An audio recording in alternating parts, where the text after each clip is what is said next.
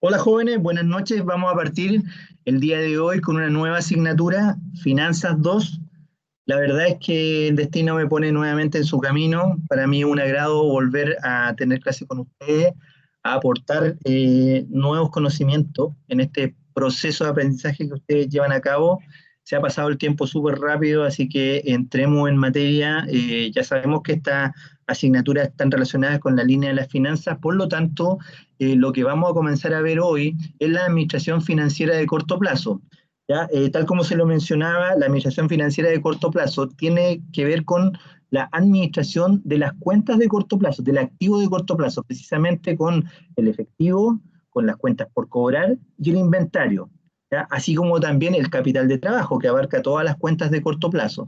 ¿Ya? Entonces, lo que voy a hacer es partir con la administración de capital de trabajo. Para ello voy a compartir una presentación que tengo en donde vamos a ver los conceptos básicos de capital de trabajo, vamos a ver cómo se lleva a cabo cada una en la estrategia y obviamente le voy a mostrar un ejemplo con números para que ustedes puedan darse cuenta en qué momento una empresa puede adoptar una estrategia más agresiva, así como también una estrategia más conservadora. ¿Y qué significa ser más agresivo? Así como también qué significa ser más conservador, pero no solamente mostrándole una definición, sino que demostrándole en la práctica cómo se lleva a cabo cada uno de esos conceptos. Entonces, voy a entrar a compartir la materia. Se llama Administración de Capital de Trabajo. Este PowerPoint o este PDF, ustedes lo pueden descargar de la sesión 1 de la asignatura. ¿Ya? Entonces vamos a partir, Administración de Capital de Trabajo. Vamos a ir a la primera presentación. A ver, ahí está. Ya había unos problemas técnicos. ¿Ya? Administración de capital de trabajo. Bueno, tal como se menciona acá en la presentación, se dice que la gestión del dinero dentro de una empresa, administrar el dinero, recuerden que la finanza está relacionada con la ciencia y el arte de la administración del dinero, es clave, es vital para la empresa, porque cualquier decisión que se tome de una u otra forma va a impactar en los resultados que tiene la empresa. Y tal como se lo mencionaba adelante, obviamente el administrador financiero tiene que estar pendiente de dos conceptos que son clave, la liquidez y la rentabilidad. Por lo tanto, cuando uno habla de liquidez, tiene que ver con el corto plazo, con la situación actual de la empresa, con la capacidad que ésta tenga de enfrentar las deudas que tiene. Si tiene la capacidad de pagar sus deudas con el dinero que mantiene, eso quiere decir que la empresa tiene liquidez. Pero además de mantener dinero para pagar sus deudas, la empresa tiene que tener dinero para invertir, de tal manera que esa inversión le genere beneficio futuro. Y eso tiene que ver con la rentabilidad. Por lo tanto, el manejar el concepto de la liquidez y de la rentabilidad, o mantener un equilibrio entre la liquidez y la rentabilidad, es vital para la empresa, específicamente cuando uno empieza a analizar las finanzas de corto plazo. Y es lo que dice acá, pues, administrar el capital de trabajo en forma eficiente se ha convertido en una tarea esencial para todas las organizaciones. De hecho, por esa razón, las empresas buscan administradores financieros que tengan experiencia, porque en la medida de que éste tenga mayor experiencia, obviamente le asegura a la empresa un buen manejo de las decisiones. Claro, porque la persona que tiene experiencia ha enfrentado una serie de situaciones anteriores que le permite, obviamente, en función de ese conocimiento que ha adquirido con el tiempo, adoptar una mejor decisión.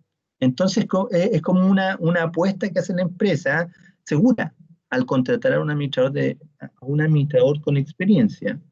Lo que a veces puede sonar incluso de cierta forma discriminador cuando hay un administrador financiero que es nuevo, porque dicen se necesita administrador financiero con 3 años de experiencia, con 5 años de experiencia. ¿Qué empieza esa situación? A pesar de que esos avisos no se ponen tan grandes los años de antigüedad, la mayoría de las empresas sí lo exige, es por eso, es para tener la seguridad y la certeza de que las decisiones que se tomen obviamente sean favorables para la empresa. ¿Ya? Sin embargo, eso no quiere decir que un administrador financiero nuevo no tenga la capacidad como para tomar buenas decisiones. ¿ya? Porque esa información o esa experiencia también la puede ir adquiriendo en la medida que vaya analizando distintas situaciones, ejemplos teóricos que uno puede ir viendo en los libros, porque en los libros hoy en día se están trabajando muchos desarrollos de casos. Y el desarrollo de casos es lo mismo que enfrentar una situación real. O sea, la situación real se plasma en un trabajo, en un informe, y eso se desarrolla como un caso. Obviamente después en la misma asignatura o el mismo libro resuelve el caso y da sugerencias de qué es lo que se debe hacer, cuál va a ser el impacto que se debería lograr con las decisiones que tome. Entonces, también uno puede apoyarse de esa manera para ir adquiriendo experiencia. Aunque en la práctica, igual la práctica es totalmente distinta a la teoría, pero la mezcla de los dos, me refiero a la teoría y la práctica, me da dando de cierta forma el logro del éxito. O sea, la combinación de ambas, teoría y práctica, me asegura un resultado positivo. Y es lo que están haciendo ustedes, la mayoría de las personas que están en este curso, tienen toda la experiencia, trabajan desde hace varios años en su empresa, por lo tanto conocen al revés el derecho al manejo de la empresa.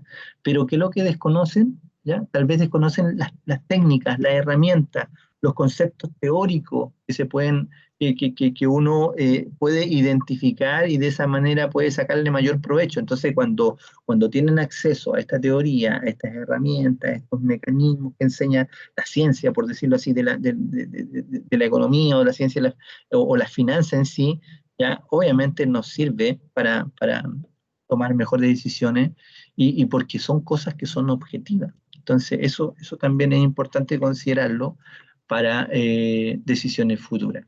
Entonces, por esa razón, acá, tal como le comentaba, dice la capacidad, habilidad que tenga el administrador financiero eh, es clave para las decisiones. ¿Ya? Eso se va a dar siempre en la práctica. Ah, y no se olviden de que esta materia, si bien es cierto, está relacionada con finanzas corporativas, finanzas que se aplican en la empresa, también ustedes las pueden llevar a cabo en la práctica o en el ámbito personal. Las finanzas personales es una situación que uno enfrenta a diario, es parte de la vida la gestión de las finanzas personales. Entonces, todo lo que se aprende acá también uno puede llevar de cierta forma a las decisiones que va tomando en el hogar y también en respecto a la familia. Entonces, es importante conocer todos estos conceptos. Sigo avanzando entonces acá. Dice, el objetivo de la administración de capital de trabajo consiste en gestionar de manera eficiente tanto los activos como los pasivos corrientes que posee una empresa. De tal forma, obviamente, que siempre exista un equilibrio entre la liquidez y la rentabilidad. Tal vez el concepto corriente, activo y pasivos corrientes, a alguien le llama la atención, pero no es algo nuevo, ¿ya? Así que recuerden que cuando uno habla de activos corrientes, es lo mismo que decir activos circulantes o activos de corto plazo. Lo mismo con los pasivos.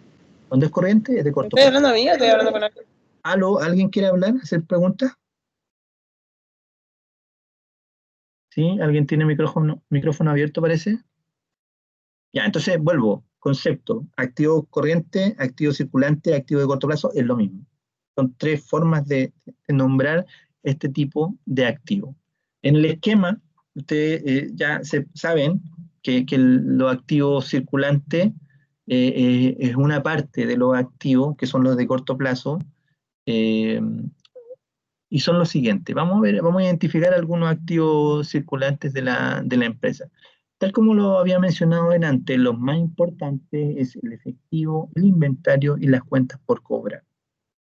Pueden haber más, sí, pueden haber otras cuentas, pero las que siempre van a estar presentes son estas tres. Por lo tanto, es importante conocer la gestión de estas tres cuentas para saber cómo podemos mejorar la situación financiera de la empresa. Me refiero específicamente a la administración de efectivo, a la administración del inventario y a la administración de las cuentas por cobrar. Por otro lado, también tenemos a los pasivos circulantes. Y los pasivos circulantes son las deudas de corto plazo.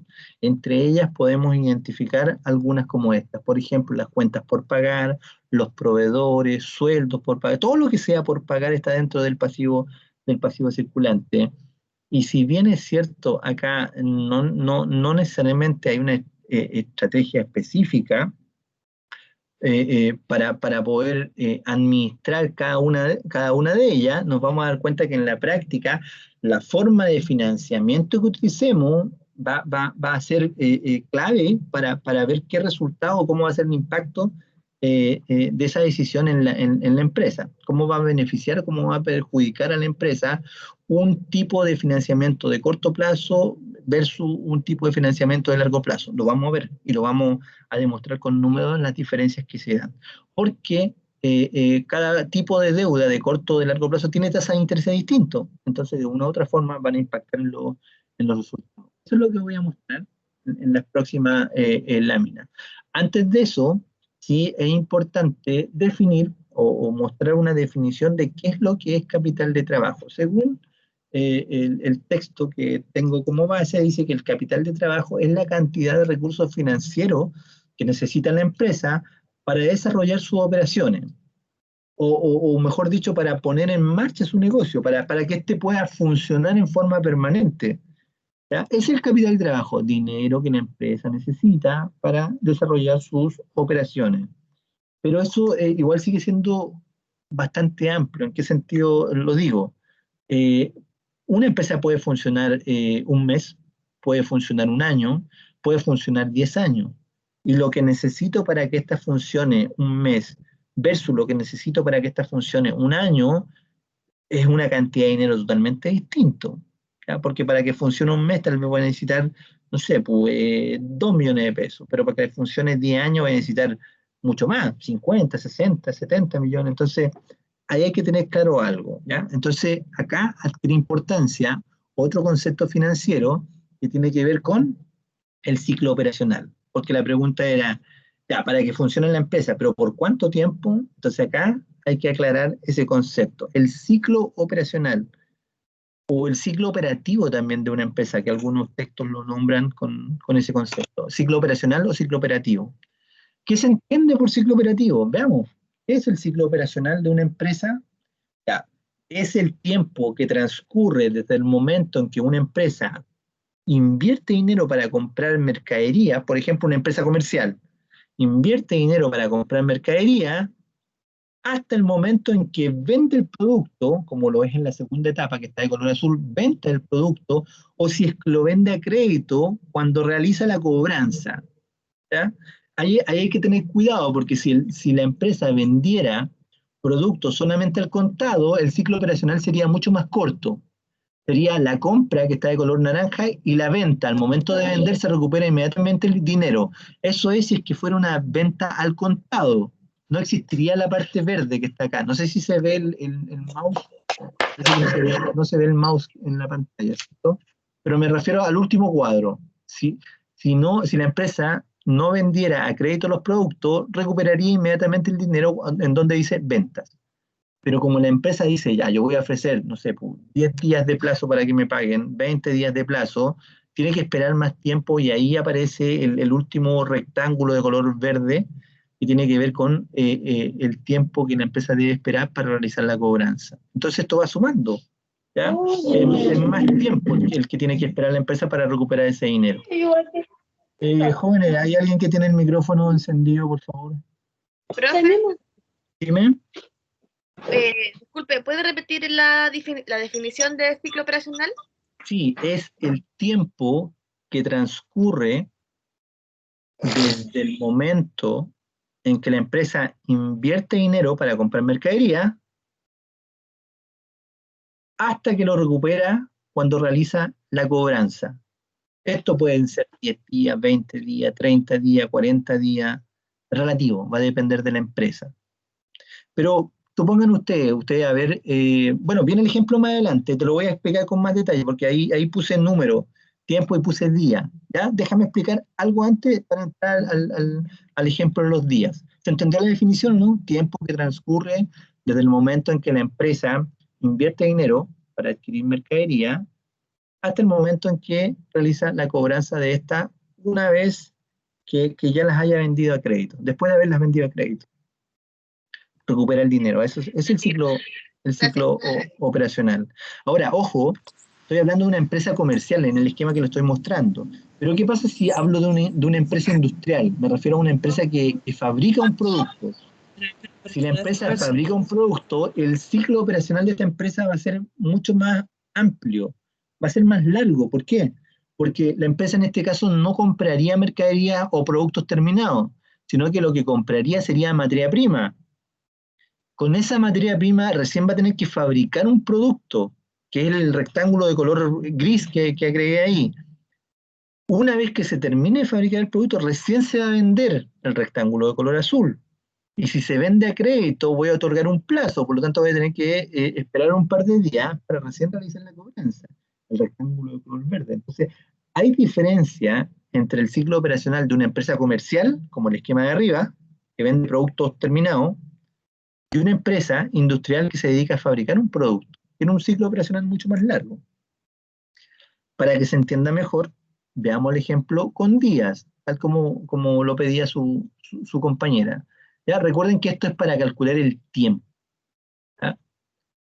Tiempo en que demora la empresa en recuperar el dinero. Recuerden que al final lo que hace la empresa es recuperar el dinero que invirtió al inicio.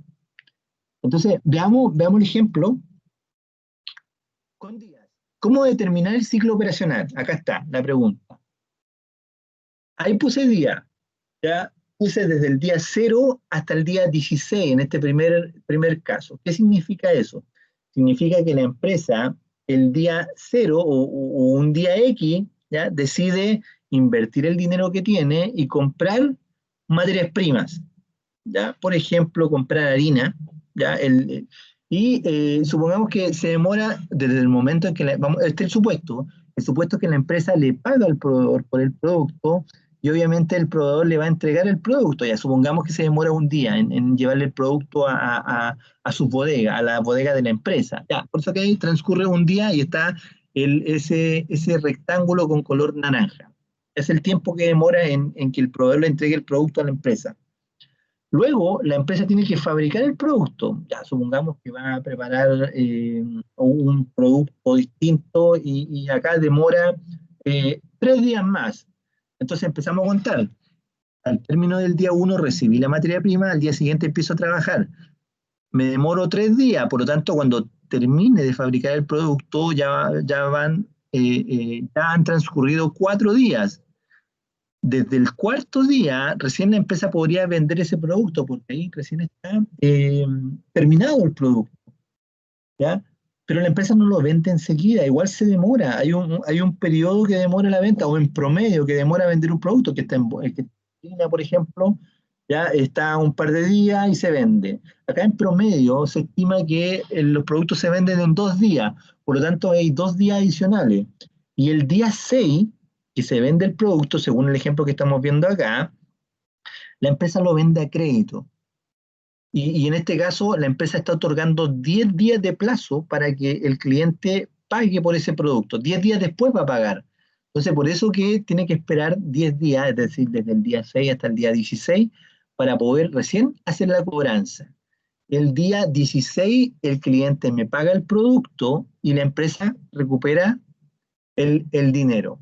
Si yo quisiera calcular en una fórmula a cuánto asciende ese ciclo operacional, yo tendría que considerar en este caso algunos ratios que calculamos en la asignatura pasada. Por ejemplo, lo que yo conozco acá es el periodo promedio de inventario. ¿Cuál es el periodo promedio de inventario? Es aquel que considera el momento o el tiempo que permanece en bodega el producto. En este caso, como una empresa que se dedica a fabricar un producto, considera dentro de todo ese periodo la compra de la materia prima, la fabricación y el tiempo que demora en venderse el producto. Por lo tanto, el periodo promedio de inventario de esta empresa son 6 días, que considera esas 3 etapas: entrega de la materia prima, fabricación del producto y la venta. Entonces, en la fórmula yo tendría que poner 6. El periodo promedio de inventario es igual a 6. Y después tendría que agregar el periodo promedio de cobranza, que según el ejemplo que me está dando esta empresa, serían 10 días adicionales, que es el plazo que la empresa le va a otorgar a sus clientes para que cancelen la deuda. Por lo tanto, en la fórmula me quedaría 6 más 10, y el resultado final serían 16 días. Entonces, el ciclo operacional de esta empresa sería de 16 días. Por lo tanto, tendría que decir que la empresa va a necesitar un capital de trabajo suficiente para financiar estos 16 días, porque el primer día se va a gastar el dinero y no lo va a ver o no lo va a recuperar hasta 16 días después. Por lo tanto, todos los gastos que se generen durante esos días los tiene que financiar de alguna forma. Eso es el capital de trabajo que necesita la empresa. Entonces, si quisiéramos cuantificar, por ejemplo, cuánto dinero necesito para financiar ese ciclo de conversión de efectivo, porque en este caso, perdón, ciclo operativo, ¿cuánto dinero necesito para financiar ese ciclo operativo, que para este caso son 16 días? Vamos a suponer que necesito, por decir un dato, 1.600.000 pesos. Vamos a poner acá. Necesito esa cantidad de dinero. Es decir, 100.000 pesos por día aproximadamente. Por lo tanto, es el capital de trabajo que la empresa necesita para financiar todos los egresos, compromisos que tenga que desembolsar durante esos días. Pero, sigamos avanzando en la materia, ¿qué sucedería, por ejemplo, en la práctica? Vamos a poner acá la siguiente pregunta.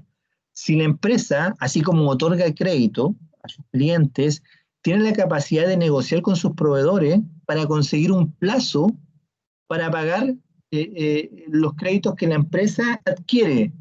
Porque la empresa, si compra materia prima, eh, eh, el supuesto inicial era que lo compraba al contado, o sea, pagaba y le entregaban la materia prima.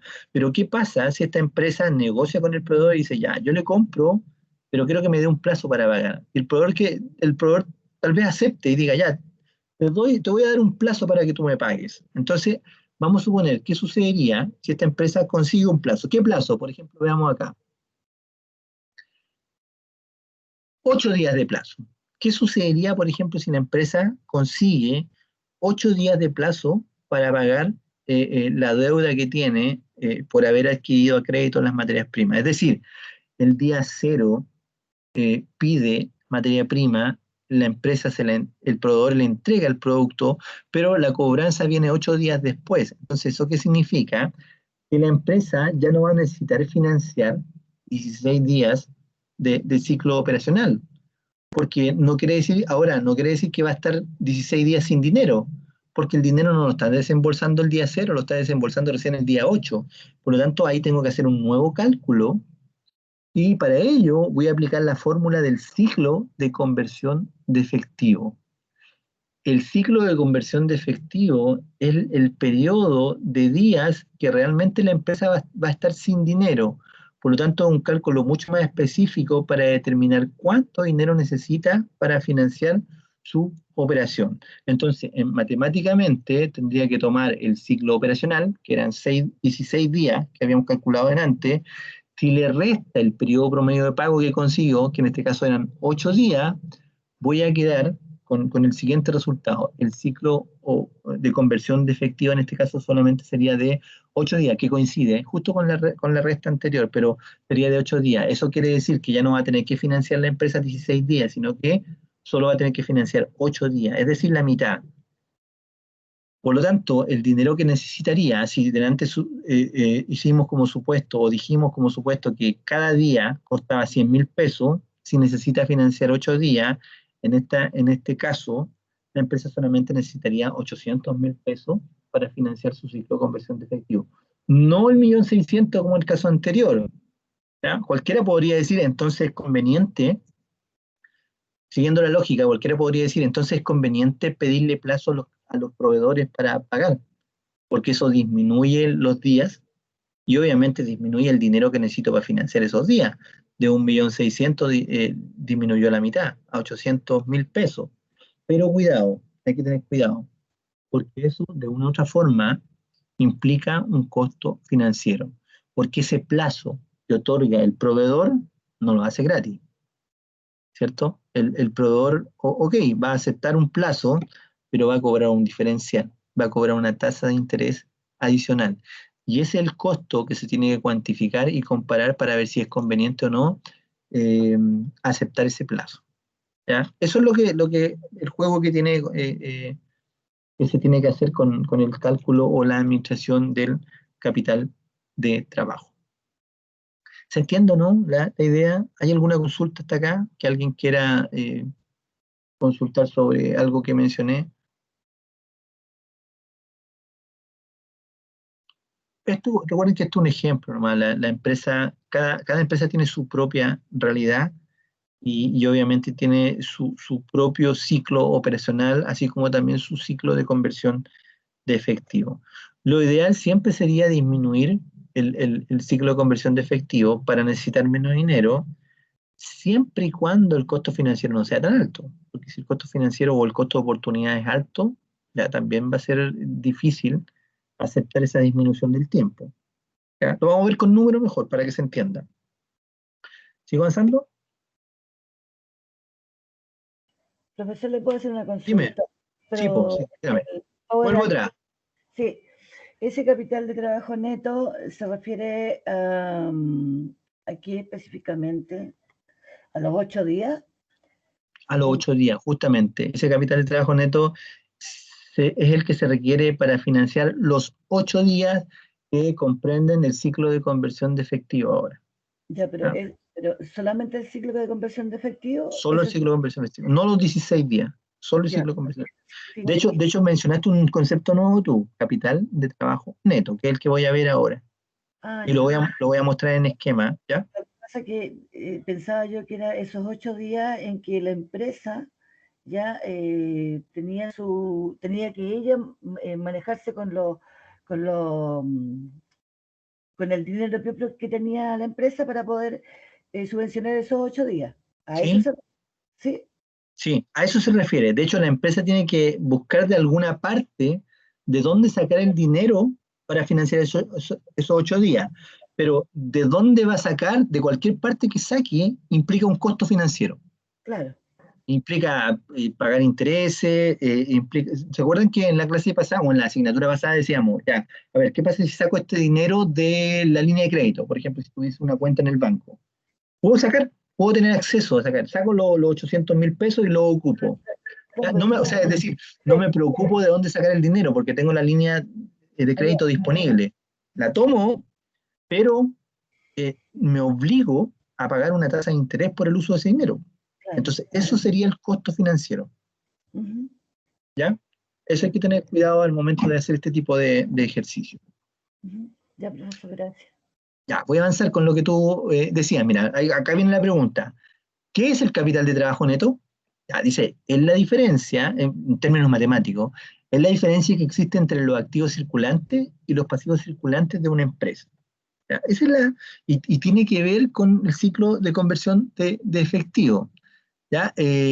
Obviamente acá dice, posteriormente al realizar un análisis, esto al leerlo es muy probable que no se entienda, pero lo voy a demostrar después con una imagen y con el estado financiero. Mira, dice, posteriormente, al realizar un análisis más profundo, se puede decir que el capital de trabajo neto es aquella proporción de los activos circulantes que se financia con los pasivos de largo plazo, con los créditos de largo plazo. ¿Ya? Entonces, a ver, ¿qué es lo que es el capital de trabajo neto? Es aquella parte de los activos circulantes que se financia con los pasivos de largo plazo. ¿Ya? A ver, a lo mejor alguien dice, no, no lo entendí. Ya, tranquilo, tómenlo con calma, lo vamos a ver en un esquema. En el esquema le voy a mostrar cuál es el capital de trabajo y también le voy a mostrar o le voy a explicar nuevamente esta definición. Sigamos avanzando para que se vea. Acá está el esquema. Voy a hacer un análisis más detallado de lo que es el activo y los pasivos de corto plazo. Por lo tanto, voy a ampliar la imagen y me voy a focalizar en ese análisis. Veamos cuál es el, el capital de trabajo. En este caso, el capital de trabajo sería todos los activos circulantes que aparecen ahí, es decir, el recuadro amarillo completo, es el capital de trabajo. Pero recuerden que si la empresa pedía un plazo para pagar, es decir, si pedía un crédito al proveedor, era muy probable que no necesariamente necesitara contar con todo ese dinero.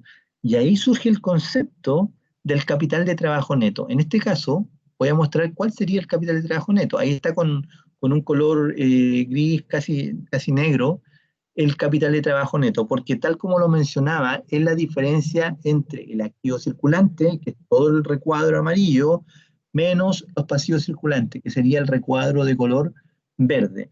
Si quisiera cuantificarlo en porcentaje, yo podría decir, a ver, del 100% que representa el total de los activos circulantes, el que puse ahí con una llave de color rojo, yo puedo ver acá en este esquema que el 65% se financia con pasivo circulante, ¿cierto? El 65%, vuelvo a repetir, el 65% de los activos circulantes se financia con pasivo circulante. O como lo dijimos en la asignatura anterior con otros conceptos, el 65% de la inversión de corto plazo se financia con deuda de corto plazo.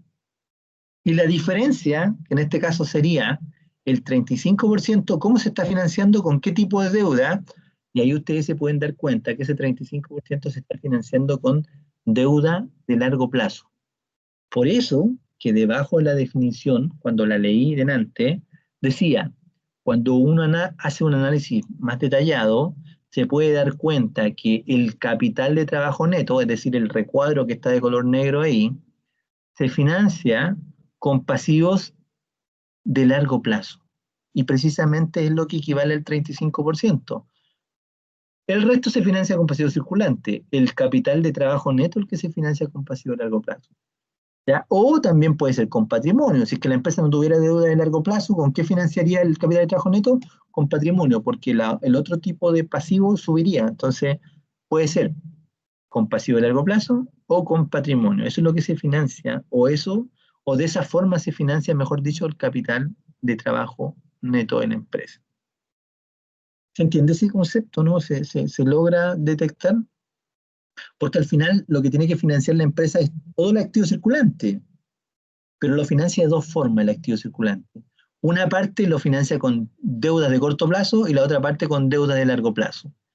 Y la proporción que se financie con corto plazo y largo plazo va a ser clave para determinar el impacto que esto va a tener en los resultados de la empresa. Y se lo voy a demostrar con números. ¿Ya? Por ejemplo, mira, antes de entrar a los números, por ejemplo, ¿qué sucedería si la distribución, o mejor dicho, el capital de trabajo neto de la empresa fuera distinto? Por ejemplo, veamos este caso. ¿Qué sucedería ahí? Hay un capital de trabajo mucho menor, porque la diferencia entre el activo circulante y el pasivo circulante es menor. De hecho, si hablamos en porcentaje, acá el 85% de los activos se está financiando con deuda de corto plazo y solo el 15% con deuda de largo plazo, a diferencia del caso anterior. Es una situación distinta. Los activos siguen siendo los mismos, lo que está de color amarillo sigue siendo el mismo, pero la forma de financiarlo es diferente. Acá se está utilizando más deuda de corto plazo para financiar los activos circulantes. Entonces, eso, ¿con qué se relaciona ese escenario que estamos viendo acá, que estamos analizando? Se asocia generalmente con una estrategia más agresiva. Entiéndese por estrategia agresiva más arriesgada. ¿Ya? ¿Por qué es más arriesgada? Porque acá la empresa, la apuesta que está haciendo la empresa es financiar en mayor proporción con con pasivos circulantes, con pasivos de corto plazo. ¿Eso qué significa? Los pasivos de corto plazo, ¿cuál es el periodo que tienen para pagar los pasivos de corto plazo? Porque son de corto plazo. ¿Qué es lo que es el corto plazo? ¿Se acuerdan de la materia anterior? ¿Cuánto tiempo era el corto plazo? ¿Era un mes? Un año, o no, menos de un año. Un año, ya. Un año o menos de un año. Es el corto plazo, ¿cierto? Entonces, ¿qué es lo que ocurre? Que acá la empresa está apostando por endeudarse más en el corto plazo. Es decir, asume más deuda de corto plazo. Y si asume más deuda de corto plazo, ¿cómo creen ustedes que van a ser las cuotas mensuales que tiene que pagar? Si tiene más deuda de corto plazo, las cuotas van a ser más altas.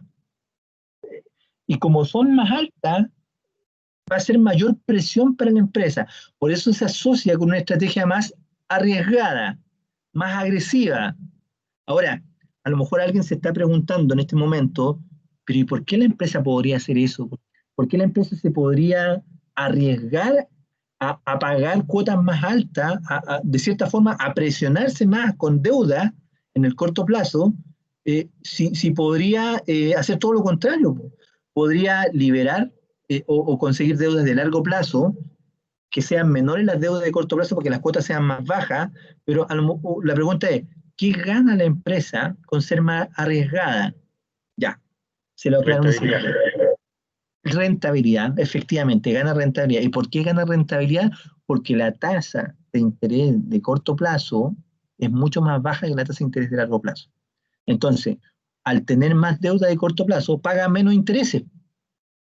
Y si paga menos intereses, impacta en los resultados finales, en la rentabilidad que mencionaba su compañero. ¿Se entiende esa idea o no? Pongámoslo en el caso de un crédito personal. En un crédito personal, que ustedes necesiten pedir un crédito. Ya, el banco, supongamos que el banco le ofrece distintas alternativas. Pedir 1 millón de pesos en 12 cuotas, o pedir 1 millón de pesos en 24 cuotas, o pedir 1 millón de pesos en 36 cuotas. ¿Cuál elegirían ustedes? Bueno, va a depender de la realidad de cada uno, ¿cierto? Ya, pero si alguien dice, no, yo quiero pagar la cuota, o sea, la deuda la quiero pagar en un año. ¿Y por qué la va a querer pagar en un año, en menos tiempo? Porque está consciente que si hay menos tiempo, va a pagar menos intereses, ¿cierto? Pero pagar menos intereses le significa pagar cuotas más altas, porque son solamente 12 cuotas. Supongamos que cada cuota va a ser de 12.000 pesos. Entonces, en 12 cuotas de 100.000 pesos, perdón, cuotas de 100.000 pesos, 12 cuotas de 100.000 pesos, yo termino de pagar la deuda que pedí al banco. Le pedí 1 millón, pero terminé pagando ¿cuánto? 1.200.000. Terminé pagando 200.000 de interés. ¿Se entiende la idea? Entonces, lo quiero hacer de esa manera. ¿Por qué? Porque si pido, a ver, 24 cuotas, lo más probable es que el banco me diga, ya, ok, le doy 24 cuotas, pero cada cuota va a ser de 60.000 pesos. 60.000 pesos, así uno, ¿ya? Es mucho menor que la cuota de 100, claro, obviamente. Es menos arriesgado, o sea, es más fácil de pagar, una cuota más baja, pero hay que estar consciente que como el tiempo es más amplio, me refiero al plazo que otorgan para pagar el crédito, son más meses de intereses, al final se va a terminar de pagar un monto mucho más alto, se van a pagar más intereses, situación que podría perjudicar la rentabilidad de la empresa. Entonces, por eso, en algunos casos, las empresas optan por financiar en mayor proporción con pasivos circulantes, porque de esa manera disminuyen el pago de los intereses y eso debería impactar en forma positiva en los resultados, a pesar de que al mismo tiempo pone en riesgo la liquidez de la empresa, porque al tener que pagar cuotas más altas va a tener menos dinero disponible y eso pone en riesgo la liquidez de la empresa. O sea, una estrategia agresiva, en términos generales, mejora la rentabilidad, es el objetivo, debería mejorar la rentabilidad, pero pone en riesgo la liquidez de la empresa, la capacidad de pago. ¿Se entiende eso, jóvenes? Eso es lo que quiero que entiendan. La estrategia agresiva es cuando la empresa asume más deuda de corto plazo, tiene que pagar deudas más altas, sí, pone en riesgo su liquidez, pero paga menos intereses. Debería mejorar la rentabilidad, ¿ya? A diferencia, a diferencia de este tercer caso que les voy a mostrar, que sería este que está acá. Este caso, ¿qué es lo que hace? Fíjense cuánto estoy financiando con corto plazo. Solo el 50%. Es como el caso que conseguía más cuotas mensuales.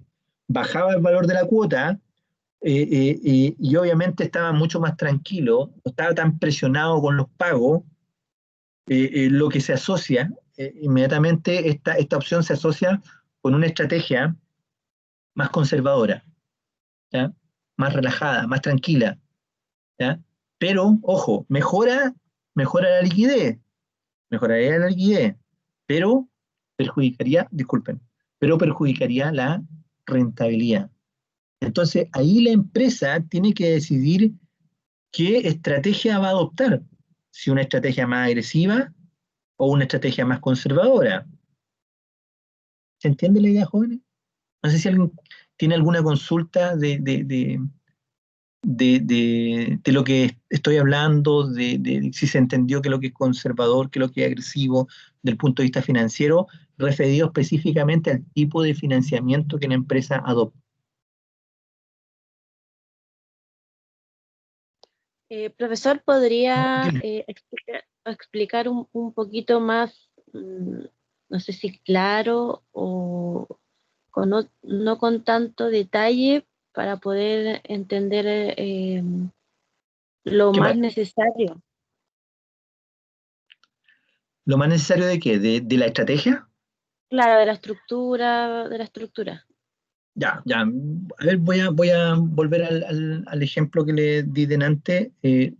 Lo que pasa es que uno acá tiene que, como administrador financiero, tiene que tomar la decisión en un momento dado de ver de qué manera va a financiar su activo circulante. ¿Ya? ¿Qué proporción de los activos circulantes lo va a financiar con deuda de corto plazo y qué proporción la va a financiar con deudas de largo plazo? Eso es lo primero que tengo que saber. Y dependiendo de la decisión que tome, se podría decir que la empresa podría adoptar una estrategia más agresiva o más conservadora. Ahora, si ustedes me preguntan, sí, directamente, profe, ¿cuál es la mejor? ¿Ya? No es que exista una que sea mejor, o sea, tendríamos que analizar de partida cuál es la realidad de la empresa.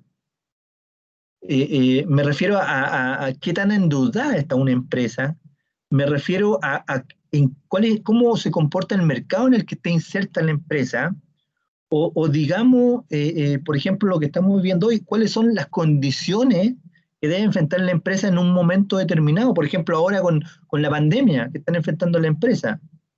¿Ustedes creen que hoy una empresa podría ser agresiva? ¿Qué me podrían decir al respecto? No, ¿Creen que una empresa puede ser Es difícil, agresiva hoy? es que difícil. Es difícil que una empresa pueda, bueno, puede que exista una excepción, a lo mejor una empresa es agresiva, pero es una, el resto, la mayoría, difícil que lo pueda hacer porque las condiciones que está enfrentando de la cuarentena, el hecho de que muchas empresas cerraron, están muy endeudadas, entonces No, es no, claro. imposible que asuman pagar cuotas de deuda hoy mucho más altas, las normales. No podrían adoptar una estrategia agresiva hoy. Es difícil, yo creo que todas están peleando, tratando de negociar, tratando de conseguir ayuda para adoptar una estrategia más conservadora o renegociar deuda. O sea, me refiero a transformar deuda de corto plazo en largo plazo porque las cuotas bajen, porque hoy día no están en condiciones de pagar. El principal problema que tienen hoy la empresa es problema de liquidez. No tienen capacidad de pago, claro, no han tenido ingresos, entonces no tienen dinero para enfrentar sus deudas. Entonces, a eso me refiero con las condiciones, o sea, no depende solo de la realidad de la empresa, no depende del mercado, sino que también depende en un momento dado de las condiciones que está enfrentando, condiciones puntuales, como es el caso de la pandemia. En otro momento, tal vez, si la situación mejora de aquí al próximo año, tal vez el próximo año ya la empresa estaría en condiciones de adoptar una estrategia más agresiva. ¿Ya? Pero Pero tengan la tampoco es posibilidad. claro porque no tienen la seguridad de que esto va a pasar pronto. Todo depende de cómo se dé la situación. Claro, hoy día, si tú me preguntas hoy día, es incertidumbre total todavía. De todas No maneras. sabemos cuánto va a durar, no sabemos qué va a pasar.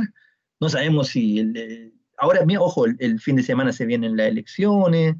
eh, eh, ya vimos lo que pasó el domingo anterior con eh, las manifestaciones 2.0, no sé. Entonces, hay incertidumbre y la situación de la empresa, porque esto no termina acá, si el COVID se resuelve, tampoco el impacto económico va a seguir para la empresa. Entonces, eso es lo que el administrador financiero tiene que estar viendo constantemente para saber si adopta una estrategia más agresiva, más conservadora. Hoy día, como les digo, las empresas lo único que están tratando de hacer es sobrevivir. Profesor, ¿le puedo hacer una consulta? Sí, por supuesto, dime. ¿Cómo estas grandes empresas que transan en la bolsa, en qué condiciones, cómo lo hacen entonces? ¿En qué sentido? Las empresas que transan en la bolsa, que cotizan, ¿ah? Que compran y venden y se van ahí ¿En comprando qué se basan, dices tú? ¿En qué se basan para comprar una acción o la otra? no en tiempos normales, sino que ahora con la pandemia, porque ¿Ya? se está tan incierto, ¿cierto? Se está abriendo un poco la economía, no sé cómo, si todavía no hay vacuna, pero me llamó la atención cómo lo hacen las grandes empresas a nivel nacional, internacional, con la bolsa. Mira, ahí hay distintos tipos de empresas. Por ejemplo, todo va a depender del rubro que tenga la empresa. Y varias están asociadas o relacionadas con necesidades básicas. Y obviamente eso va a mantener un movimiento, digamos, entre comillas, estable. Sin embargo, hay otro tipo de productos que no necesariamente, que son más fluctuantes. ¿Ya? Y especialmente cuando la economía tiende a mejorar o, por ejemplo, se genera un rebrote, como está pasando hoy en día en Europa, en Francia, en España, en donde los contagios han aumentado considerablemente y el crecimiento o la recuperación, la poca recuperación que habían experimentado nuevamente retrocede. Me refiero específicamente al sector turístico de estos países, ya los restaurantes, ¿cierto? Que habían abierto y que ahora están cerrando de nuevo, y lo que está pasando acá también en Chile. Son las cosas Entonces, que son es, como, es por como, ejemplo, el petróleo se sigue usando, las cosas que se siguen usando, digamos, o esto de, por ejemplo, las mascarillas, todo esto ha generado un nuevo negocio que ha estado siempre, pero que ahora a lo mejor es como más un boom. Sí, es temporal también, situaciones que se dan, pero por ejemplo todo va a depender de cómo avance esto respecto a, por ejemplo, el tema de la misma vacuna, ¿ya? Aunque yo considero que el tema de la vacuna tiene para rato todavía, no es una cuestión tan fácil de tomarse una decisión que se adopte, y miren lo que pasó con Brasil, hay una persona que parece que falleció, fue lo que leí, un titular, no leí el detalle, con esta vacuna, y Estados Unidos la quiere apurar también, la quiere tener lista este año. Entonces, no sé si calzan los tiempos, porque una vacuna no es fácil de llegar y ponerla en producción y distribuirla a nivel mundial. Entonces, es difícil esa situación. Mismo, por ejemplo, a ver, el impacto que ha tenido, por ejemplo, en las líneas aéreas, que también cotizan en la bolsa. Ya los vuelos no son los mismos, las cantidades han disminuido, salvo los viajes acá, por ejemplo, nacionales, que estuve viendo también información, en los viajes entre Iquique, Antofagasta, que es por el sector minero, se han mantenido, pero el resto, lo que está asociado a turismo, a más viajes de familia, ha disminuido en forma considerable, y eso de una u otra forma afecta a la empresa, afecta a la cotización de sus acciones, afecta a la bolsa.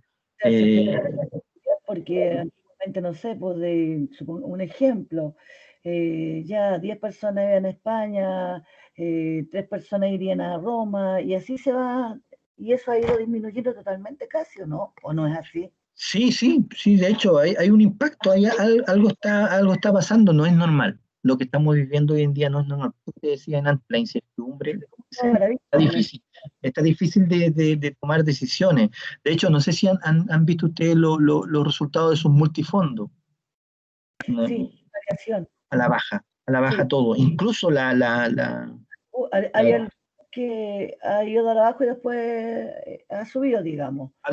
hubo un mes, perdón, hace una semana hubo recuperación, Sí, pero volvió a caer, pues entonces es producto de la incertidumbre que se está dando. Entonces, del punto de vista financiero, todas las empresas están viviendo una situación de incertidumbre, lo que las profesor, obliga a ser más cautelosas, a ser lo más cuidadosas. que Dime. con esto, Profesor, tengo una consulta.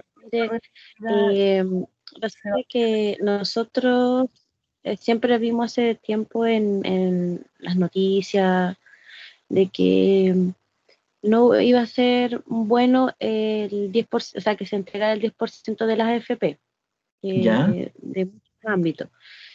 Pero por lo que uno ve posterior a la entrega del 10%, encuentro que la economía mejoró, abrieron muchos locales, algunas empresas que estaban como con sus deudas, ¿cómo se llama? Fueron mejorando sus ingresos. Sí, mira, Entonces, a ver, ¿qué relación tiene eso con lo que se habla desde el punto de vista del gobierno, que ellos no lo consideraban muy bueno para la economía también?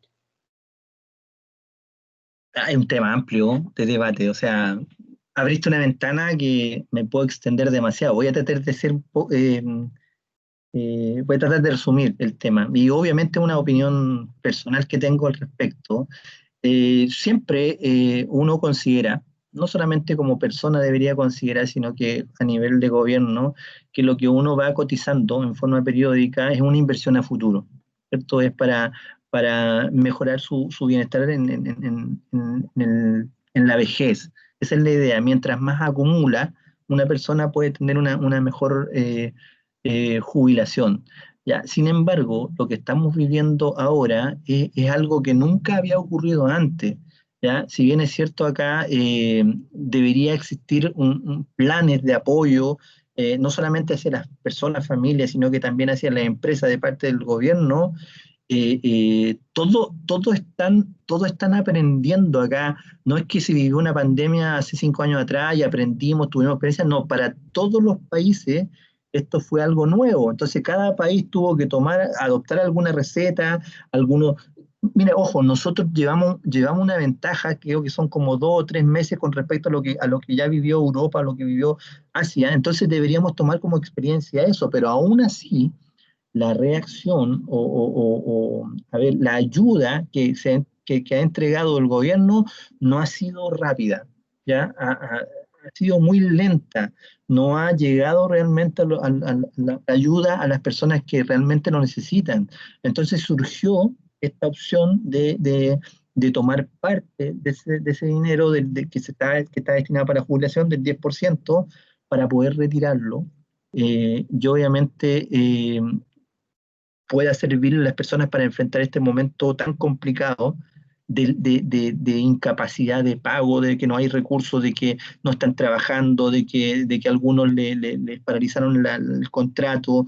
Entonces, eh, si bien es cierto, por un lado técnico, digamos, no era recomendable, cuento corto, ya me voy a saltar enseguida, quedó demostrado que, porque esto fue tomando fuerza y todo, quedó demostrado que esto fue una ayuda concreta para las personas.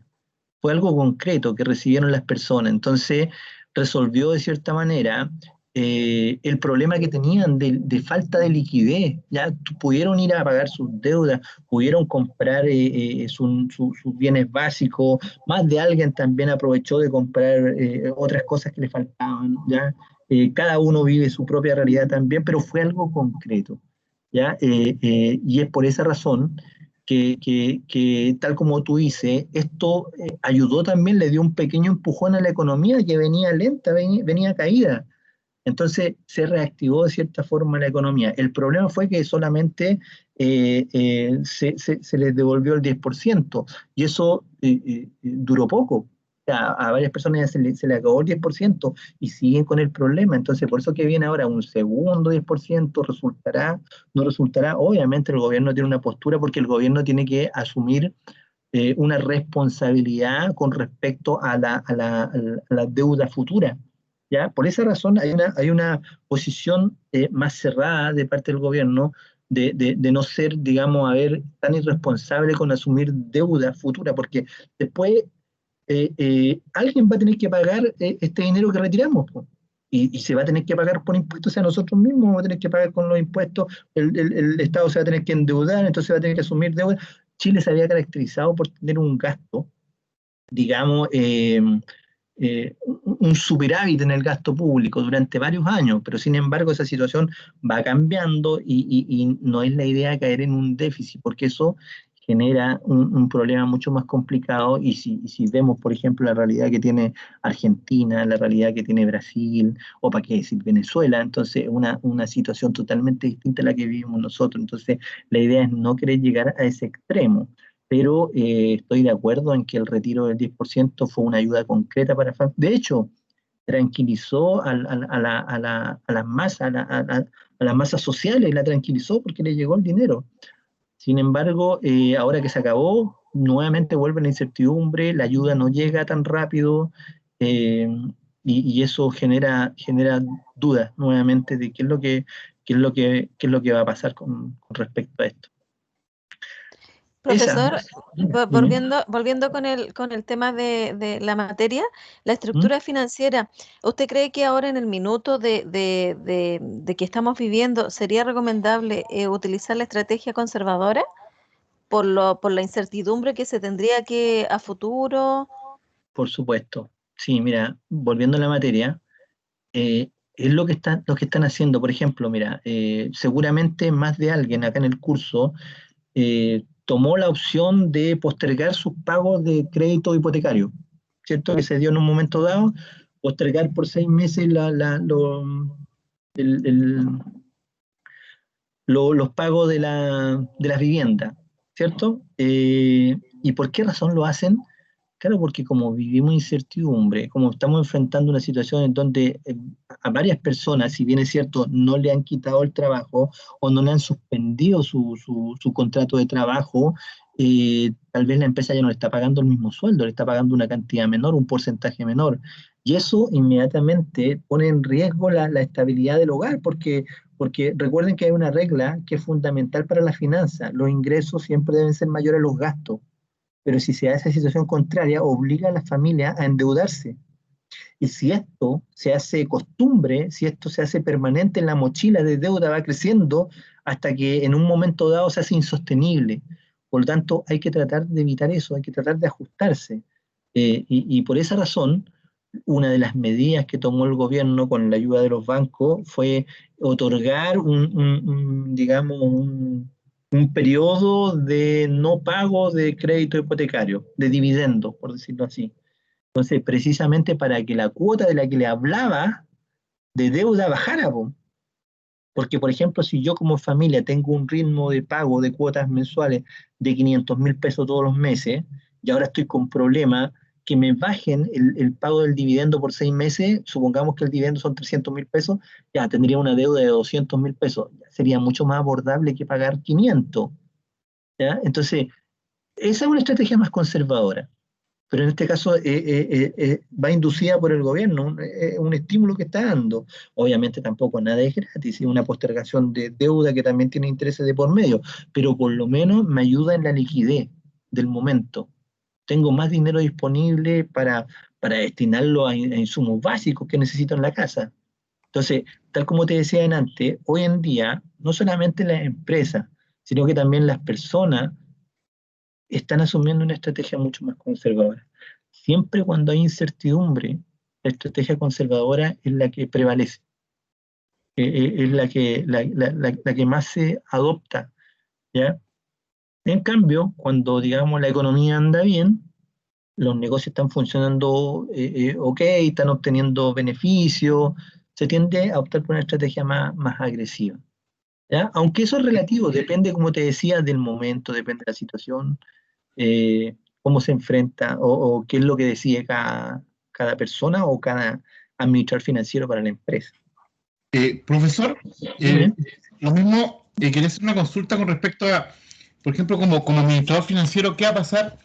Que ya tenemos ya prácticamente a 3 meses de las vacaciones, y generalmente las empresas a los funcionarios le dan un bono de vacaciones, le financian le financian las vacaciones, o le dan incentivos en Navidad a los aguinaldos que se vienen ahora, un fuerte desembolso que se viene a esos ítems.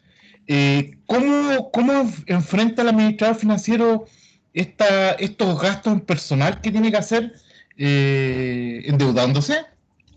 Mira, todo lo que sea legal, lo va a tener que negociar de alguna manera, lo va a tener que buscar, va a tener que recurrir a algún tipo de financiamiento para obviamente responder con el pago. Tal vez lo pueda programar, no hacer en una cuota, tal vez pueda hacer en 2 cuotas o en 3 pagos, tratar de particionarlo, pero cumplir con lo que sea legal. Ahora, si es algo que se adoptó como política de empresa, de darle un beneficio, un pago adicional ya por Navidad, un bono extra, si es política de la empresa, yo creo que la mayoría, ¿qué es lo que va a hacer? Va a restringirse de eso y debido a la realidad que está enfrentando o la situación que el país está enfrentando, es muy probable que no se pague esos bonos adicionales que la empresa ha adoptado. Estoy separando lo legal de lo no legal. Es muy probable que lo que no sea legal, la empresa no lo pague. Incluso, porque para la empresa, si es por necesidad de la empresa, por la situación que está enfrentando, podría despedir a personas, disminuir su número de trabajadores, ¿cierto? Buscar la manera de que estos se puedan acoger a la suspensión de contrato, ¿ya? Buscar la manera, pero si no, o buscar otra, programar, reducir, mira, pueden llegar incluso a un acuerdo de que no van a haber despido, no van a haber despido, pero hay que hacer un esfuerzo, todos pueden hacer un esfuerzo. ¿Esto qué significa? Que todos se bajen el sueldo, no sé, pues en un 20%, o depende del sueldo final que ganen, algo escalonado, pero que todos hagan un sacrificio con el objetivo de que la empresa no haga despido. No sé si se entiende la idea. Es una opción, no todas la van a hacer así, otras derechamente van a empezar a dejar fuera, a reducir personal, especialmente a fin de año. Entonces, ¿qué es lo que ocurre? Que es una estrategia que las empresas pueden adoptar y que lo han hecho en situaciones anteriores, aunque situaciones anteriores no han sido tan extremas como estas. Por ejemplo, acá estamos hablando ya de 6 meses, algunas empresas que han estado en inactividad sin recibir ingresos. Entonces, una situación totalmente distinta. De hecho, hay muchas que no van a lograr sobrevivir. Así de complicada está la situación. Pero el administrador, como te decía, acá se ven realmente quiénes son los verdaderos o los mejores administradores financieros. Buscar de alguna manera de mantener la sobrevivencia de la empresa, de que mantenga la liquidez de alguna forma, aunque es difícil en la situación actual. Pero eso es, mira, me gustaría, está interesante el tema, hay mucha materia que se asocia con lo que es la realidad, se asocia con la materia que estamos viendo. Me gustaría mostrarle algo relacionado con los números, para que se entienda un poco mejor la postura de una estrategia agresiva, de una estrategia conservadora. Voy a avanzar, ¿ya? Acá, y aclararle enseguida que no existe una única estrategia agresiva o no existe una única estrategia conservadora. La verdad es que esto va variando porque en un momento dado uno puede adoptar una estrategia más agresiva o también disculpen, está el movimiento, más agresiva o también puede ser una más conservadora. Y dentro de la agresiva, por ejemplo, podríamos decir a ver, menos agresiva, una medianamente agresiva o una altamente agresiva, o sea, podemos ir diferenciando también una empresa, o una extremadamente conservadora, menos conservadora, levemente conservadora, podemos ir haciendo una diferencia. Por eso que hay distintas combinaciones que la empresa puede adoptar. Mira, veamos con número el ejemplo para que se entienda. Mira, y esto es lo que vamos a trabajar nosotros. Acá hay una estructura de la empresa, un balance clasificado, en donde la empresa tiene como activo circulante 3 millones de pesos, que es lo que vamos a ver en el corto plazo, 3 millones de pesos. Y el financiamiento que tiene es el siguiente, es decir, parte de esos 3 millones lo financia con 2 millones de deuda de corto plazo. Y la diferencia con deuda de largo plazo. Esa combinación va a generar un impacto en los resultados. ¿Y cómo yo puedo calcular ese impacto? Lo vamos a hacer de la siguiente manera. Mira. Voy a suponer que la empresa obtiene una ganancia, un resultado operacional de 1 millón de pesos. Eso es lo que está gastando la empresa, lo que está obteniendo de beneficio, un resultado operacional positivo de 1 millón. Pero a ese resultado yo le tengo que restar los intereses que la empresa tiene que pagar. y los intereses están asociados con las deudas que tiene la empresa. Y acá podemos ver que la empresa tiene deudas de corto plazo y de largo plazo. Y el costo de esa deuda es la tasa de interés o el interés que tiene que pagar, ¿cierto? Así que veamos el dato de cuál es la tasa de interés de corto plazo y cuál es la tasa de interés de largo plazo. Tal como aparece acá abajo, dice que la tasa de interés de corto plazo es del 10%, ¿ya? Y eso es lo que yo tengo que calcular. Mira, no sé si ¿cuándo tuvieron matemática financiera ustedes? ¿Este año o el año anterior?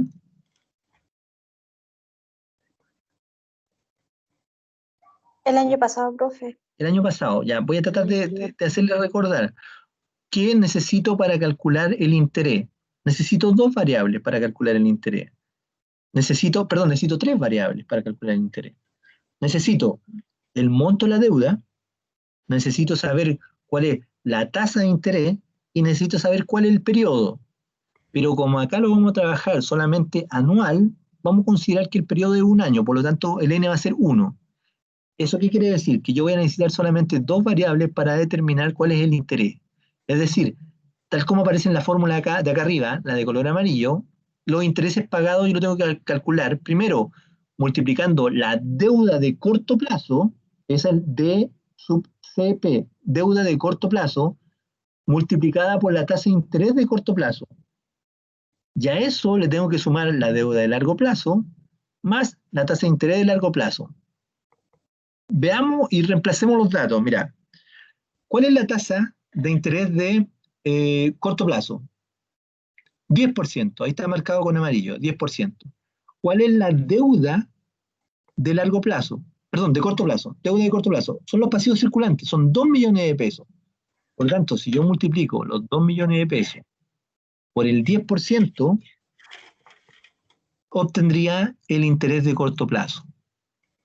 Si a eso le agrego el interés de largo plazo, ¿qué tendría que hacer para calcular el interés de largo plazo? Tendría que tomar la deuda de largo plazo, que serían los 3 millones de pesos, y multiplicarlo por la tasa que sería el 20%. Es decir, tendría que sumarle 3 millones por el 0,2, porque el 20% recuerden que es igual al factor 0,2. Entonces, con esa fórmula que está ahí arriba, yo puedo determinar cuál es el interés de corto plazo y cuál es el interés de largo plazo. El de corto plazo serían 200.000 pesos. Y el de largo plazo serían 600.000 pesos por la multiplicación. Lo que me da un total de impuesto a pagar de 800.000 pesos. ¿Se entiende cómo salió? ¿De dónde salió ese 800.000 pesos? La deuda de corto plazo por la tasa de interés de corto plazo más la deuda de largo plazo por la tasa de interés de largo plazo. Entonces me da 800.000 pesos. Entonces, si la empresa estaba ganando 1 millón y ahora tiene que pagar 800.000 pesos de interés, ¿cuál va a ser el resultado que obtiene antes de impuesto? 200.000 pesos de ganancia, ¿cierto? Y como ustedes saben, toda empresa, si obtiene ganancia, tiene que pagar impuestos. Supongamos que el impuesto, tal como dice acá abajo, es del 30%, lo que debería pagar serían 60.000 pesos, lo que da como resultado neto un total de 140.000 pesos. Es el resultado que estaría obteniendo la empresa. ¿Será bueno? ¿Será malo? Analicemos los dos ratios clave para determinar cuál es la posición de liquidez y cuál es la posición de rentabilidad de la empresa. Veamos la liquidez. La razón de liquidez, ¿se acuerdan cómo se calculaba? Se relacionaba el activo circulante con el pasivo circulante, es decir, los 3 millones de pesos sobre los 2 millones de pesos. ¿Cuánto me da esa relación? 1,5. ¿Se acuerdan cómo se interpreta ese 1,5? En la liquidez, por cada peso que debe una empresa, ¿cuánto tiene para pagar? En este caso tiene 1,5. ¿Le alcanza o no le alcanza? Sí le alcanza. Por lo tanto, se puede decir que esta empresa tiene liquidez, tiene la capacidad de pagar sus deudas de corto plazo. Bueno, se puede observar ahí claramente por los 3 millones que tiene de activos circulantes sobre la deuda de corto plazo, que son los 2 millones. Y de la misma forma, voy a calcular el ROE, que es la rentabilidad sobre el patrimonio. Ahí yo tomaba los 140, que es del de resultado neto y lo divido por los 5 millones de pesos. ¿Cuánto me da ese resultado? Que acá justo me tapa el 2,8%. 2,8%. Esa es la ganancia que está obteniendo la empresa. No es un porcentaje alto, para nada, pero es un porcentaje por lo menos positivo. Quiere decir que hay ganancia. La empresa tiene liquidez y tiene una utilidad. Claro que habría que compararla con la industria para ver si es que está acorde a lo que gana la industria o no. Digamos que el porcentaje ahí es bastante bajo, pero es para el ejemplo, para que hagamos una comparación. Entonces, esto considerémoslo como una situación inicial, tal como dice ahí el título, situación inicial. ¿Se entienden los cálculos que hice antes de avanzar a la otra? Bueno, recuerden que esta clase va a quedar grabada y obviamente también van a tener el PPT para poder hacer las comparaciones. Profesor, disculpe, Dime. 140 dividido por que da 2,8 resultados. Es que no Por los se ve. 5 millones, por los 5 millones que es el patrimonio de la Ya, empresa. ya, Y ahí ya. me da, el resultado lo multiplico por 100, por eso que ahí le puse 2,8. Sí, por ciento. De esa manera calculo el ratio de rentabilidad, ¿ya? Fíjense qué es lo que va a ocurrir si la empresa tiene ahora otra estructura, si la composición de la estructura financiera es diferente, de los pasivos me refiero. Mira, voy a avanzar.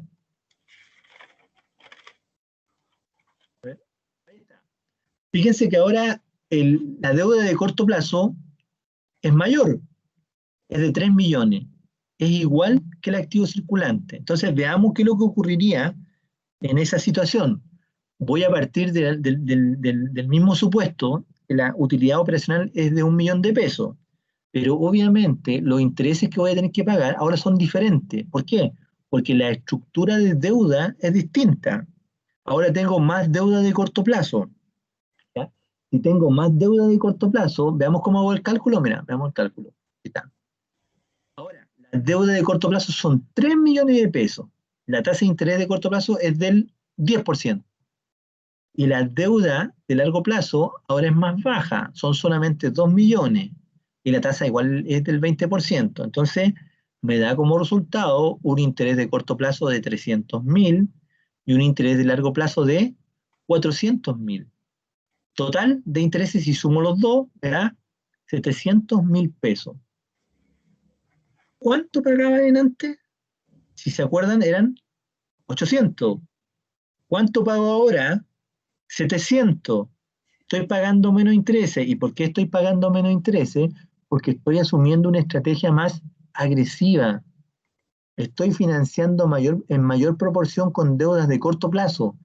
Mis cuotas van a ser más altas, mis cuotas mensuales que tengo que pagar como empresa, pero voy a pagar menos intereses y eso queda demostrado ahí, 700.000 pesos, lo que me va a dar un resultado antes de impuestos igual a 300.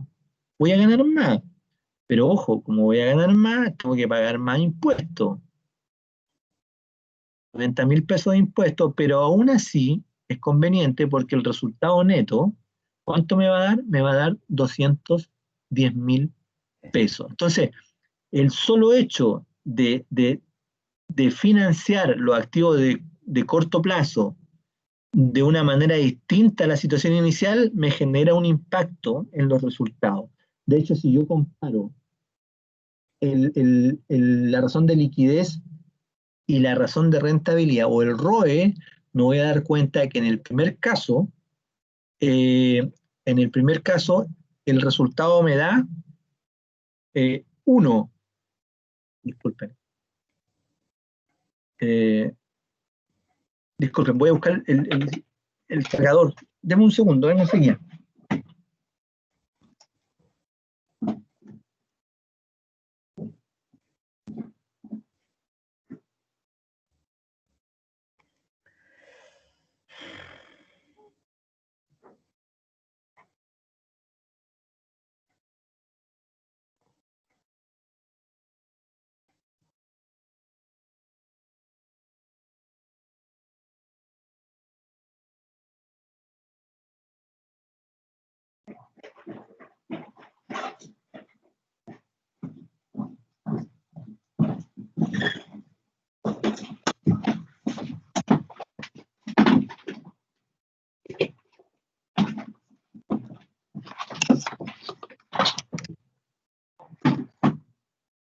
Ya, vuelvo.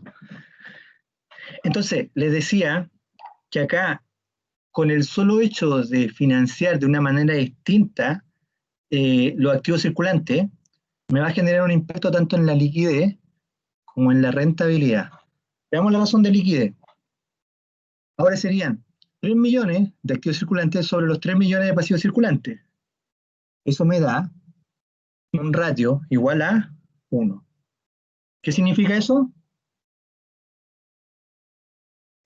Significa que por cada peso que tiene una empresa, tiene un peso para pagar.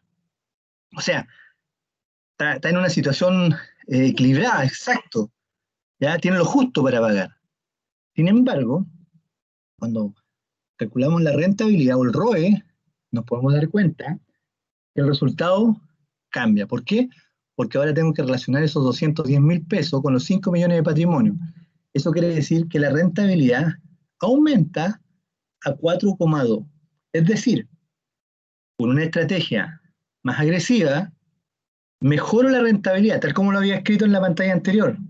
Mejoro la rentabilidad, pero perjudico la liquidez. Ahí hay que tener cuidado. ¿Ya? Ojo que esta es una sola estrategia agresiva. Recuerden que pueden haber varias estrategias agresivas, ¿ya? Y podemos ir evaluando eso en el Excel. Pero independientemente de cuál sea la estrategia agresiva que adopte, sí o sí va a mejorar la rentabilidad y sí o sí va a disminuir la liquidez. Siempre va a suceder eso cuando la empresa adopte una estrategia agresiva. Y viceversa, cuando se adopte una estrategia más conservadora, voy a avanzar a la estrategia conservadora, como por ejemplo el caso de acá, en donde solo se va a financiar 1 millón de pesos con deuda de corto plazo, y el resto va a ser deuda de largo plazo. Vean qué es lo que sucede acá. Para calcular el interés, la misma metodología, deuda de corto plazo por tasa de interés de corto plazo, más deuda de largo plazo por tasa de interés de largo plazo. ¿Qué resultado obtengo? 100.000 de interés de corto plazo, 800.000 de interés de largo plazo, lo que me da un total de 900.000 pesos de intereses. Al ponerlo acá, al ponerlo en el flujo, digamos, el resultado antes de impuestos va a ser 100.000. La empresa va a tener que pagar un impuesto a la renta del 30%, ¿cierto? ¿Y qué es lo que va a suceder? Que el resultado neto que va a obtener la empresa, en este caso, solamente va a ser de 70.000 pesos. Mucho menor que los casos anteriores. ¿Ya? ¿Qué sucede acá? Sucede lo siguiente. Si yo hago el cálculo del ratio de liquidez de la empresa o la razón de liquidez, el resultado que voy a obtener va a ser igual a 3. 3. ¿Se entiende ahí? 3. ¿Se ve? ¿Qué significa eso? Que por cada peso que debe la empresa, ¿cuánto tiene para pagar? 3 pesos. ¿Tiene liquidez? Por supuesto que tiene liquidez. De hecho, se podría decir que es una alta liquidez la que tiene. Tiene 3 veces para pagar la deuda de corto plazo. Y si yo hago el cálculo ahora de la rentabilidad sobre el patrimonio o el ROE, con los datos que tengo, tendría que relacionar esos 70.000 pesos con el patrimonio. Y eso me da un porcentaje de un 1,4%. ¿Eso qué quiere decir? Que cuando adopte una estrategia más conservadora en la empresa, necesariamente va a mejorar el ratio de liquidez, pero de la misma forma se va a ver perjudicado el ratio de rentabilidad o el ROE en este caso. Entonces, eso tengo que tenerlo en mente siempre en la empresa. Recuerden que la empresa o el administrador financiero en este caso tiene que tener, tiene que tener cuidado en velar por la liquidez y la rentabilidad de la empresa. No puede descuidar ninguna de las dos. Entonces, cada vez que haga un cambio o forma de financiar los activos distintas, tiene que estar revisando qué va a pasar con la liquidez, qué va a pasar con la rentabilidad, para tomar finalmente una decisión. Entonces, si yo quisiera hacer una comparación al final con estos 3 resultados que obtuve, ¿ya? Voy a trabajarlo en este cuadro. ¿Qué es lo que va a suceder, por ejemplo, acá? La situación inicial se daba cuando la razón circulante era 1,5 y la rentabilidad sobre el patrimonio era 2,8. Cuando se optó por una estrategia más agresiva, ¿qué significa más agresiva? Recuerden, financiar en mayor proporción los activos con deuda de corto plazo. Eso es más agresivo, ¿ya? Para pagar menos intereses.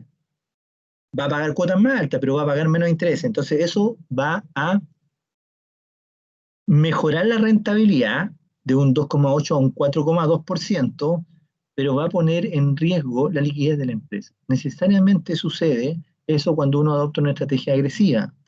Y viceversa, cuando adopta una estrategia más conservadora, es decir, más conservadora, más relajada, ¿cómo yo adopto una estrategia más conservadora? Renegociando deuda o transformando deuda de corto plazo en largo plazo. ¿Cuál es el objetivo de transformar deuda de corto plazo en largo plazo? Que las cuotas mensuales que tengo que pagar disminuyan. No importa que pague más años, pero que las cuotas de corto plazo disminuyan. ¿Para qué? Para que no tenga tanta presión como empresa para pagar las cuotas mensuales. De esa forma, la razón circulante mejora. Ustedes pues, se pueden dar cuenta, acá llega a un 3, pero necesariamente perjudica la rentabilidad, porque la rentabilidad es es inferior a la situación inicial. Entonces, esa situación siempre se va a dar en la práctica cuando uno adopta una estrategia más agresiva o una estrategia más conservadora. Ahora, ¿cuál es la ideal? Bueno, tal como les dije antes, va a depender de la empresa, va a depender del administrador financiero también, va a depender de las condiciones que enfrente la empresa y obviamente de la realidad de la empresa también, cómo está hoy en día la empresa. Entonces, de eso va a depender cuál sería la mejor. Ahora, si tuviese que tomar una decisión sin considerar las condiciones de hoy, por ejemplo, y basándome en los conceptos genéricos de finanza, yo debería descartar esta tercera opción, la estrategia conservadora. ¿Por qué? Porque el 3 es muy alto. Recuerden que el rango óptimo para la razón circulante era entre el 1 y el 1,5, ¿se acuerdan? Entre el 1, por lo tanto, por eso que descarté el 3, que es la última, la más conservadora. Tendría que adoptar cualquiera de estas dos estrategias. Ahí tendría que ver si me conviene más el 2,8 de rentabilidad o un 4,2. Obviamente que cualquiera quisiera tener una rentabilidad más alta. Entre estos dos elegiría el 4,2, pero hay que tener cuidado porque el 4,2 me pone al límite la capacidad de responder con las deudas de corto plazo. Entonces, a eso me refiero con que hay que tener cuidado. Tal vez buscar una intermedia entre estas dos, una que sea más agresiva, pero no tanto como la que calculamos, podría ser que, por ejemplo, la razón circulante quede en 1,2 y que la rentabilidad quede en un 3,3, 3,5, buscar alguna alternativa y se puede hacer. En el Excel podemos evaluar todas las alternativas que sean necesarias. Por eso que vamos a usar el Excel y vamos a trabajar con la fórmula para hacer cada uno de estos cálculos. Por esa razón, yo les voy a dejar una guía de ejercicio ahora, les voy a dejar un formato para que podamos trabajar los mismos cálculos que hice acá en la presentación, en el PowerPoint, para que lo podamos hacer en el Excel. Y obviamente compartir tutoriales para enseñarles a hacer cada una de las fórmulas que nos van a permitir calcular la tasa de interés, que nos va a permitir calcular la tasa de impuesto, o también de qué manera yo voy a poder transformar deuda de corto plazo en largo plazo. Entonces eso lo voy a publicar para que ustedes puedan comenzar a revisarlo enseguida y a trabajar en la guía de ejercicio. No sé si alguien tiene alguna consulta que quisiera hacer ahora respecto a la materia, algún comentario. Profesor, Sí, ¿en yo, la profe, rentabilidad hay algún rango óptimo? En la rentabilidad, fíjate que no hay un rango óptimo. Lo ideal siempre ha sido que una empresa, mientras más alto sea el porcentaje, es mucho mejor. Por eso que también decía antes que sería bueno tener el dato de la industria, el promedio de todas las empresas que trabajan en el mismo rubro, para compararse. Porque, por ejemplo, si el ratio de la industria para esta empresa fuera del 20%, estamos muy lejos del promedio de la empresa, estaríamos obteniendo una rentabilidad muy baja. Pero si el promedio de la industria fuera, por ejemplo, 4%, ¿no? Andaríamos por ahí en el equilibrio. Entonces, no hay un rango o un, digamos, claro, no hay un rango específico como en el caso de la razón circulante. La razón circulante sí tiene un rango, pero la rentabilidad no. Lo ideal es que sea positiva. Rentabilidad negativa, no, tengo que descartarlo. Nadie va a querer tener una rentabilidad negativa. ¿Alguien más va a hacer otra consulta? Y yo, profe, le iba a Dime. preguntar descartó la estrategia conservadora porque obviamente la empresa va a querer tener una rentabilidad mayor. Claro. Pero en este caso donde la razón circulante es en 3, ¿de qué me servirían tener 3 pesos para pagar? O sea, como ¿en qué situación podría la empresa tomar esa estrategia? O quizás teniendo esos 3 puntos podría tener dinero efectivo o liquidez como para invertir en maquinaria, algo así. Claro, es que a eso se refiere, fíjate que por eso que la descarté porque la liquidez que tiene es muy alta, demasiado alta. ¿Eso qué significa? Que está inmovilizando mucho capital, ¿ya? Que tiene dinero Claro, en caja que no está siendo utilizado. Podría tomar parte de eso ese me acuerdo. dinero, invertirlo para generar beneficio futuro, rentabilidad futura. Entonces, no está aprovechando bien el dinero. Hay como se dice que cuando la razón circulante es muy alta, hay recursos ociosos. Entonces, por eso que la idea es disminuir esa razón circulante. Por eso que la descarté, Claro, no se está utilizando bien la liquidez en este caso. claro. Está ahí detenida y no se está invirtiendo, no se está comprando, no está ganando rentabilidad. Exacto. Eso es. ¿Quién más? Parece que alguien más quería hacer otra consulta. Profe, y en estos tiempos de Dime. pandemia y de incertidumbre, ¿no sería buena la estrategia conservadora? Sería buena, pero habría que ver si es que la empresa tiene la capacidad de llegar a esa razón del circulante. Ya. Lo veo difícil. Yo creo que hoy día la realidad de la empresa debe ser 0,5, 0,4, 0,7. No están cubriendo sus deudas, ¿ya? Las pequeñas, pero las grandes empresas. Las grandes empresas, si tienen un patrimonio, si tienen un capital, tal vez podrían llegar y resguardarse en esa razón circulante hoy día. Si lo pueden hacer, sería ideal para ellos. Y Además, lo podrían hacer si es que tienen incertidumbre en qué invertir. ¿Se entiende, no? Sí. O sea, delante dije que el valor alto implicaba que habían recursos ociosos que se podían invertir, pero tal vez en las condiciones actuales, si una empresa está bien financieramente, a lo mejor se podría mantener en 3 porque existe incertidumbre en qué invertir. Claro. ¿Se entiende esa idea? Eso deberían considerarlo, pero obviamente no va a representar a toda la empresa. No, No, yo estoy hablando de la mayoría está súper complicada. internacionales, digamos. Que Claro, tienen, la mayoría de las pymes está por no, debajo del 1. claro, las pymes y todo lo que es innovación, digamos, de pequeñas empresas, no están en este Exacto. rango, digamos. Sí. Gracias, profesor. ¿Alguien más?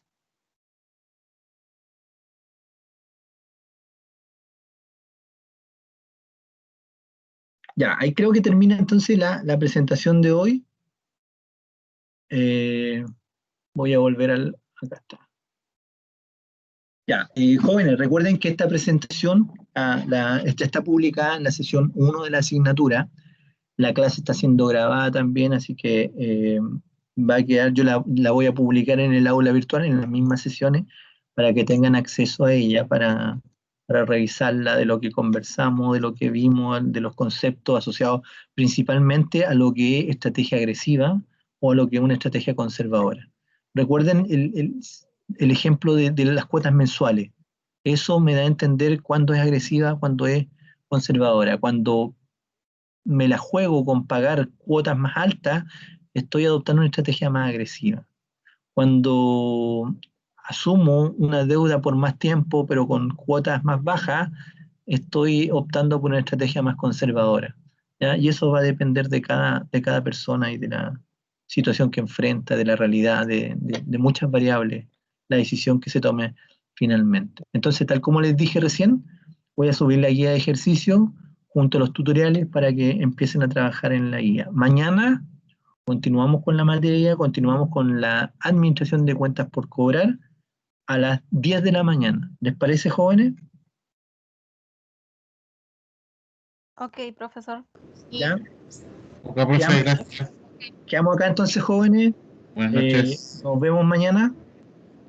Hasta mañana. Hasta mañana. Hasta Ya, mañana, profe. nos vemos. Chao, chao. Te vi. Chao, profe. Chao, profe. Chao.